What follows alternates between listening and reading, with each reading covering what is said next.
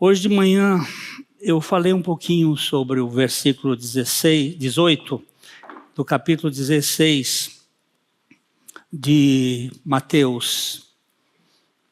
Mateus 16, 18. E eu vou continuar aqui olhando para esse versículo. Quando Jesus disse, também eu te digo que tu és Pedro. E sobre esta pedra edificarei a minha igreja. E as portas do inferno ou do Hades, do lugar dos mortos, não prevalecerão contra ela.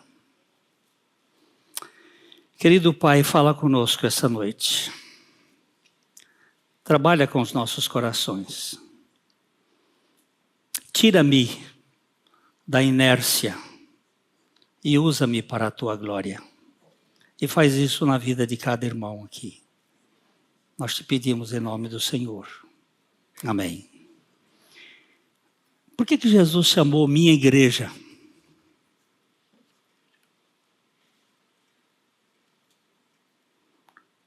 E eu edificarei a minha igreja. Por que ele chamou minha igreja?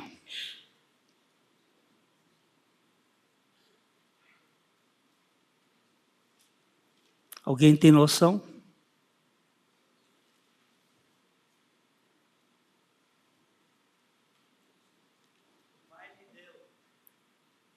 Diga, Hildo.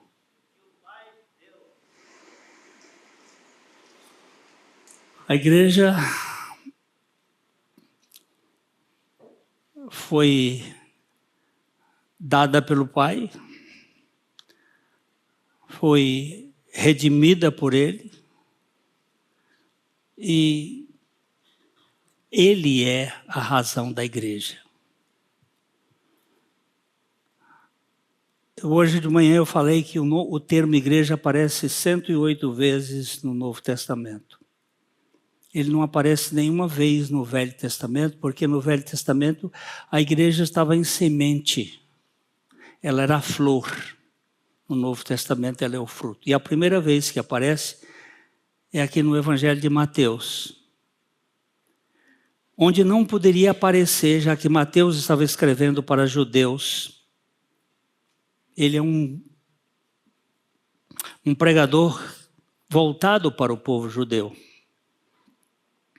Mas ele escreveu a minha igreja, que na verdade é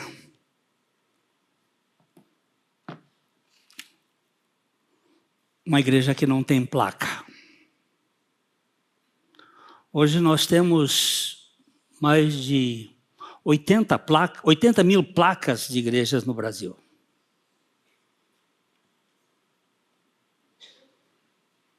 Mas a igreja de Jesus Cristo não tem nenhuma placa. Ela é minha igreja. O que Jesus quis dizer com minha igreja? Antes de tudo, precisamos ver algumas acepções para a igreja que não correspondem com a realidade do termo. A igreja não é um edifício de reuniões. Esta casa aqui não é igreja. A gente usa isso por metonímia, por figura de linguagem, mas isso não é igreja. A igreja está aqui dentro. A igreja é o povo. Às vezes a gente diz assim, eu vou agora lá na igreja da Avenida Paraná 76A. Não, você vai ao edifício onde se reúne a igreja da Avenida Paraná 76A.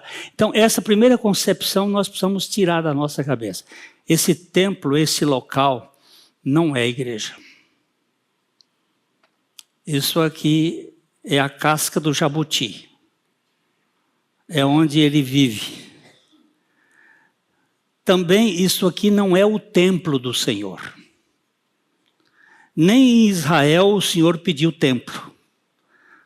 Foi o Davi que se meteu a construir uma coisa que Deus não pediu. O templo do Senhor somos nós. Nós somos o templo. Porque o Estevão disse lá no dia da sua do seu apedrejamento, Deus não habita em templos feitos por mãos humanas. Mas Ele habita neste povo, onde 2 ou 3 estiverem reunidos em meu nome, aí eu estarei no meio dele. Nós somos o templo do Senhor. A igreja também não é um clube de bons amigos para o final de semana. Ainda que tenham bons amigos e que se reúnam sempre no final de semana, ela não é um clube. A igreja também não é uma clínica de terapia psicológica. Ainda que aqui haja terapia, haja cura. Hoje de manhã eu falei sobre a minha terapia hoje pela manhã, quando eu fui lavar a louça. A louça estava cheia, a pia, e ali eu tive que lavar. Eu teria pia, né, naquele tratamento de lavar louça para a glória de Deus. Passar ferro para a glória de Deus. Dirigir o carro para a glória de Deus. Senhor, muda a minha cultura. Muda a minha cultura. Então, o que é a igreja? Alguém disse muito bem, a igreja é o corpo de Cristo. O corpo de uma pessoa leva o mesmo nome de sua cabeça. O corpo de Glênio é a cabeça do Glênio. O corpo de Cristo, a cabeça de Cristo. Os cristãos em Antioquia foram chamados de, ou os crentes em Antioquia foram chamados de cristãos, onde Cristo habita. A minha netinha veio agora no carro falando a pereira da pera, a bananeira da banana. É uma música que ela canta. Como é que é a música? Hein? Pomar. E ela vai dando o nome das coisas. Bananeira, banana, pereira, pera, laranjeira, laranja, e ia contando.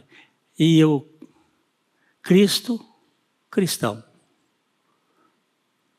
Nessa produção, nós somos réplicas de Cristo.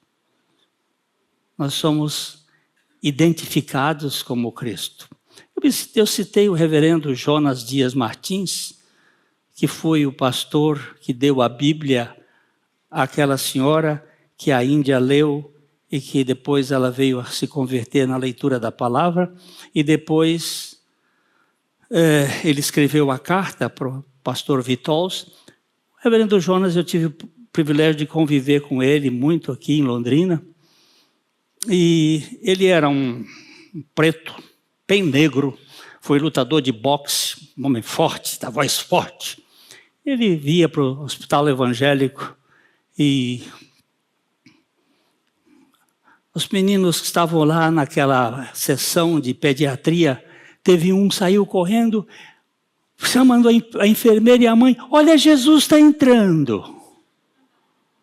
Jesus era o reverendo Jonas. Jesus não tem cor de pele, ele tem coração. Quando ele encarna numa pessoa, ele se manifesta. O menino via a presença do reverendo Jonas como a presença de Jesus. Sadhu Sundar Singh, aquele jovem que foi convertido no Tibete, um dia foi visitar uma família em Londres, ele andava de pés descalços. Tanto é que se você quiser um pouquinho da sua história, procure o apóstolo dos pés sangrentos. E ele andava descalço e ele vestia a roupa dos monges tibetanos, aquele manto amarelo que vem aqui por baixo e fecha. E ele foi transformado num cristão, mas não deixou a sua roupa para se identificar com o seu povo. E ele foi visitar uma senhora em Londres, de pés descalços, daquele jeito, e a moça que atendeu a porta voltou, perguntou qual é o seu nome, e ele disse Sadhu Sundar Singh. A moça não entendeu direito e foi lá e disse: senhora, há um homem que quer falar com a senhora. E quem é? O nome dele é muito complicado, mas ele se parece tanto com Jesus. Onde foi que ela viu Jesus de mantos amarelos, nem nas pinturas, mas é a manifestação da vida dele na nossa vida. Quem está andando, o que é a igreja? É exatamente aquela que Cristo é manifestado. A igreja não é nada mais do que Cristo sendo manifestado. Num atendimento, num abraço, num olhar, num sorriso.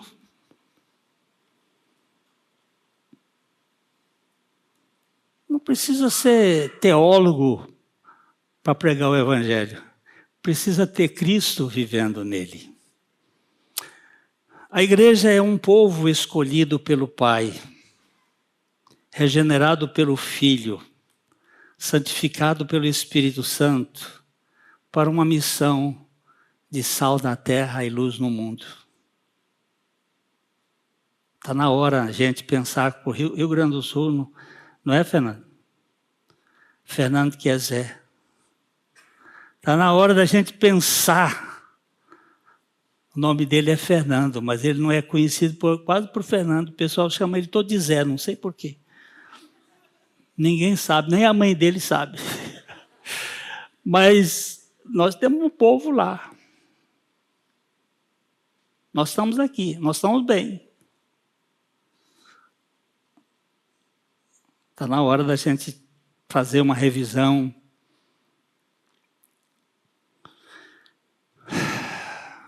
O que posso fazer? Tem alguma coisa que pode, né? Vocês já arranjaram o caminhão? Estamos precisando de um caminhão para levar. Deixo aqui no ar. Quem sabe esse caminhão virá voando. A igreja é esse povo da cruz. Como a igreja surgiu? Ela saiu da cruz pela tumba vazia. Thomas Adams, um puritano, disse: a igreja é a herdeira da cruz. A cruz não é uma pregação, é um estilo de vida. Não é uma teologia especulativa, é a encarnação do modelo de Cristo.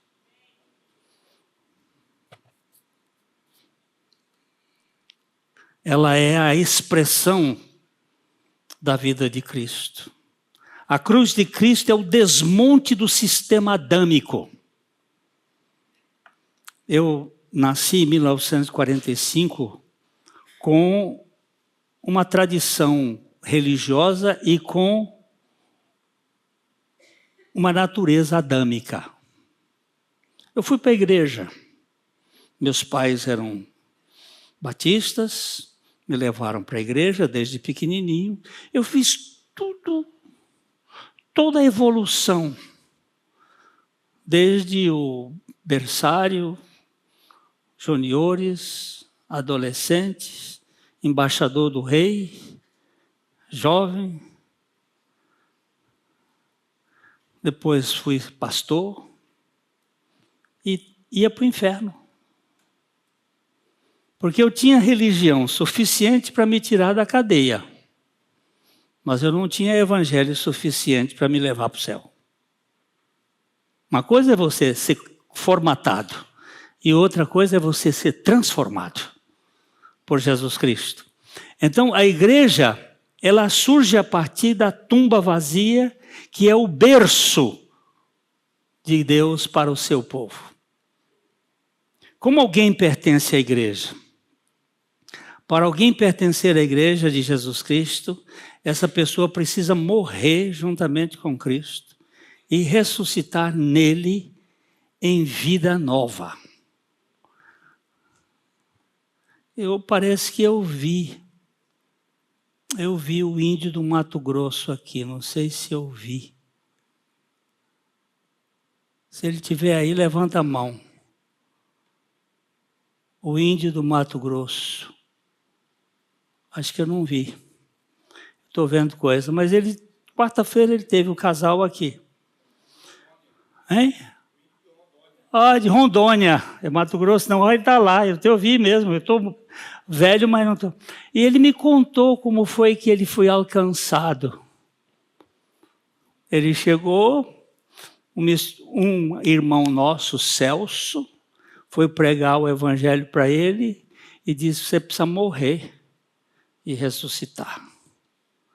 E pegou uma série de versículos, Romanos 6, Gálatas, Colossenses, e papai entregou ele e disse: se vira. E virou as costas e deixou ele com o versículo. É isso que a Bíblia diz. E ele foi ver, nasceu de novo. E agora veio para Londrina para estar conosco, porque quer uma igreja que tenha essa expressão. A expressão da vida de Cristo. Não tem que convencer ninguém, a Bíblia diz, pronto. Você precisa morrer, criatura. Você nasceu com a natureza de Adão. Essa natureza não presta. Ela pode ir para a escola, você vê os piores caras do Brasil hoje, tudo tem doutorado. Olha o Supremo. Tudo formado com curso, com PhD, e uns, sei lá, bota a mão na boca. Mas é isso.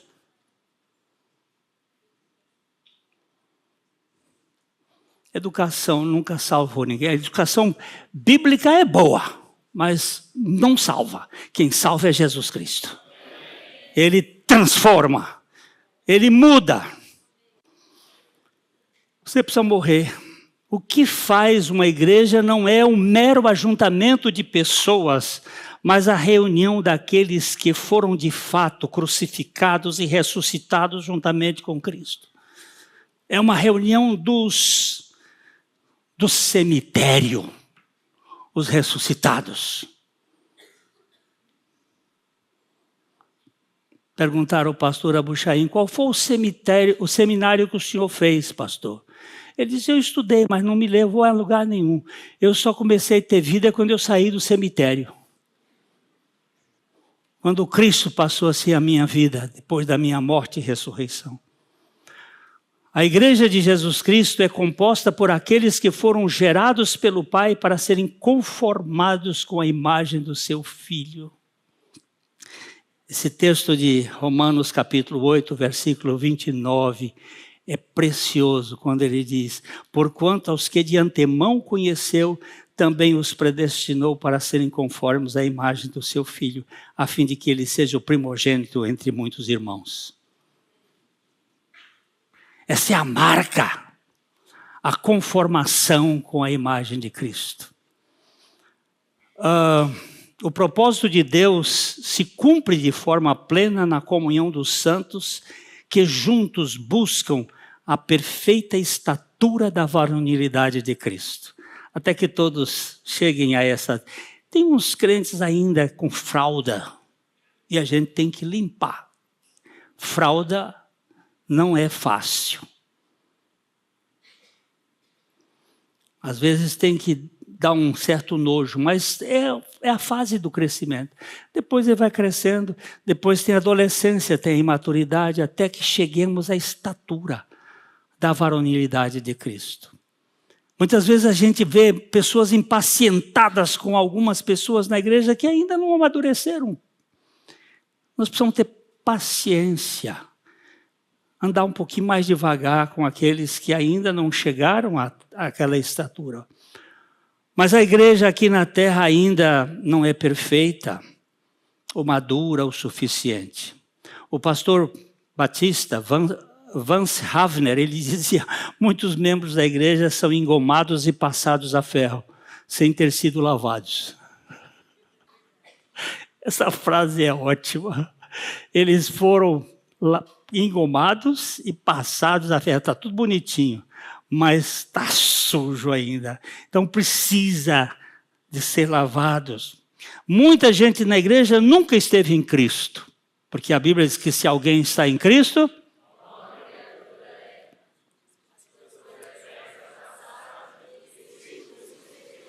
Opa! Isso é maravilhoso. Ao mesmo tempo, os santos estão num processo de crescimento espiritual. Eu fico contente quando eu vou conversando com alguns que estão amadurecendo. Tem uns meninos aqui que eu ouço assim devagarzinho, eles estão crescendo, eu fico batendo palma. É bonito ver o crescimento. E é bom limpar a fralda. Eu não sou muito bom especialista nessa arte, não. Lá em casa foi sempre muito sofrido. Mas a gente tem que aprender. Onde quer que vejamos a palavra de Deus pregada e ouvida com pureza, ali existe uma igreja de Deus, mesmo que ela esteja repleta de falhas. Quem disse isso? João Calvino. Pregada com pureza e ouvida com pureza, ali tem uma igreja de Deus, ainda que repleta de falhas. A igreja tem muitos críticos, mas nenhum rival. Olho para a igreja com problemas, ela tem problemas, mas não tem nada igual. Eu já fui convidado para a maçonaria, para o Rotary, para o Lions, e rejeitei todos os convites, não por outro motivo, porque é o único organismo vivo pelo qual Cristo deu a sua vida, foi a igreja. É aqui que eu quero ficar. Não estou criticando ninguém, só digo o seguinte: eu quero dar a minha vida na pregação e na atenção com aquele organismo que Cristo deu a sua vida por ele. Satanás odeia a igreja. E tem duas formas de tentar neutralizar: combatendo ou se infiltrando.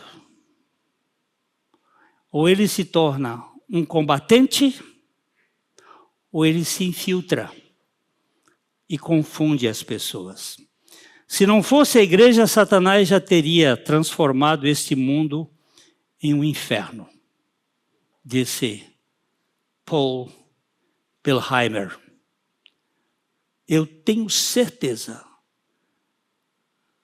que o Dr. Billy Graham tinha essa compreensão.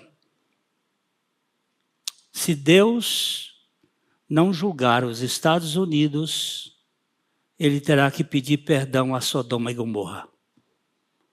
Mas, por causa da igreja, os Estados Unidos e o Brasil e o mundo ainda não foi julgado. Por isso que eu acredito que a igreja será tirada antes da grande tribulação. Mas não vamos discutir esse assunto, não vai dar problema. Qual é o foco da igreja? Qual é o foco da igreja? Eu encontrei cinco pontos. Primeiro é a glória de Cristo. Para que eu vivo? Para a glória de Deus. Este é o foco. Segundo, a edificação dos santos. Edificar os santos não significa fazer tudo o que eles querem. Significa fazer aquilo que Deus quer que eles façam. Orientar nesse sentido. Edificar os santos. Hoje de manhã a minha filha disse assim: você me deu umas pancadas aqui lá na igreja. Por quê? Porque eu falei uma coisa que pegou ela. Dói em mim, dói em você. A faca que eu corto aqui, ela tem 2 gumes. Quando ela vai para lá, vem para cá. Não fica bravo quando alguém pega. Você precisa ser edificado e às vezes precisa apanhar. Eu vi um videozinho hoje muito interessante. Um médico que cura doenças lombares. A moça chegou lá em Belém. O médico, eu mandei para o Junor, não sei se ele viu. A moça chegou, o médico sentou na frente dela, pegou a mão, tentou puxar. Aí ele veio por trás. Ai, ai, ai. Ele foi e apanhou uma vara. Veio por trás assim. Ela baixou logo e disse, você consegue, né? É uma brincadeira, mas é um fato. Às vezes você precisa dar uma surra para o sujeito. Para com esse mimimi. Ficar chamando atenção por bobagem. Você não morreu? Acabou o sono? Se morreu, meu velho, a vida que está em você é de Cristo.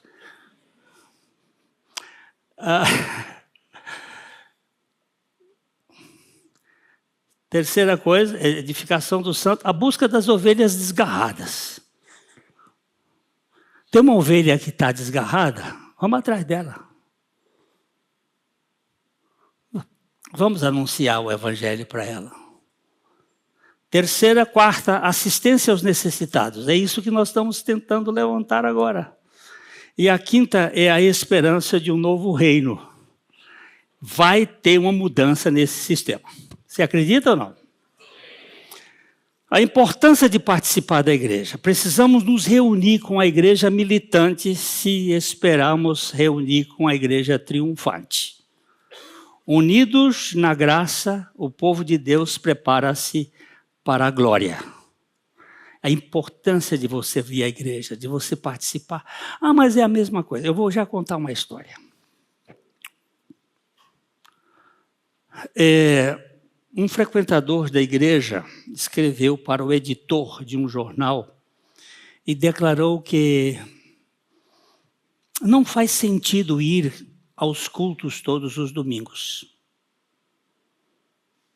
Eu tenho ido à igreja por 30 anos e durante esse tempo devo ter ouvido uns 3.000 sermões. Mas, por minha vida, com exceção de um ou outro, eu não consigo me lembrar da maioria deles. Assim, eu penso que estou perdendo meu tempo e os pastores também estão perdendo o seu tempo.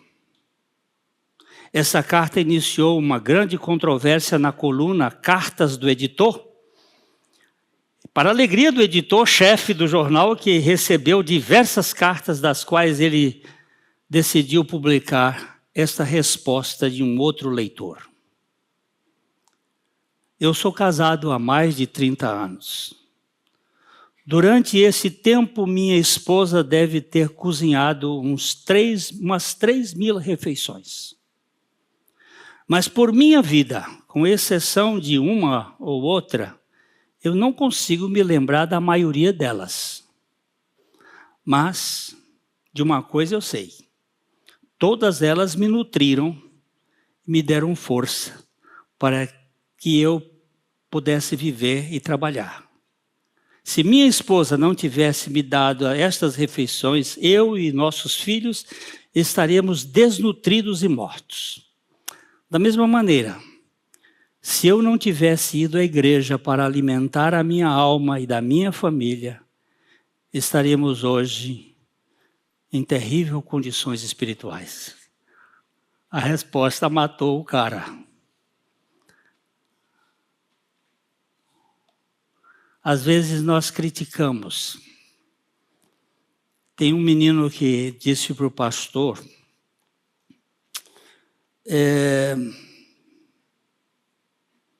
eu vou sair da igreja. Por quê, meu filho?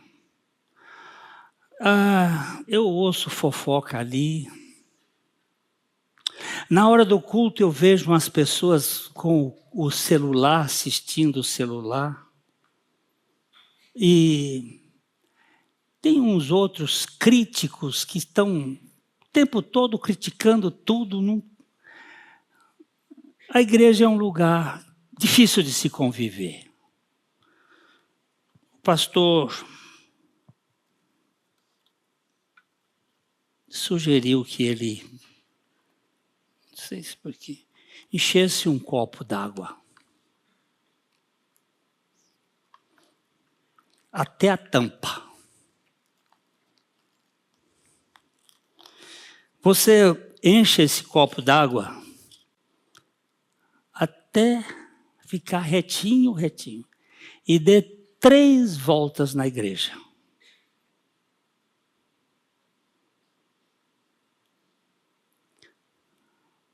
Você não pode deixar cair uma gota sequer. Depois nós vamos conversar. Aí ele encheu o copo, deu uma volta, deu uma segunda volta. Quantas gotas caíram? Nenhuma. Nesse período, o que você olhou? Ele disse para o copo. E para onde eu estava pisando. Você olhou para o lado? Você olhou para o telefone que estavam vendo no culto? Você olhou para os fofoqueiros? Você olhou para os críticos? Ele disse, não tinha tempo. Ele diz, é isto. Para onde você está olhando? É para Jesus ou para os problemas que tem na igreja? Aí o outro disse, eu não vou mais para a igreja porque tem muito hipócrita lá. E o pastor lhe respondeu, é verdade, mas tem lugar para mais um.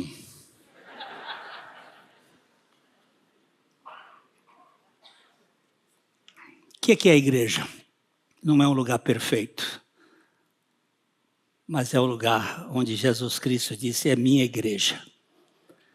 E ele que começou a boa obra, ele vai acabar. Então, meus irmãos, eu diria o seguinte, a igreja existe por meio de Jesus Cristo e, portanto, é uma realidade do Novo Testamento, ela é o corpo de Cristo e eu creio na lealdade da igreja local. Não creio na teoria da igreja universal, onde se tornam invisíveis os seus membros. A igreja local revela aqueles. Ser membro de uma igreja não faz alguém cristão, mas o cristão que não participa da comunhão frequente da igreja demonstra sua falta de compreensão do que é a obra de Cristo na igreja.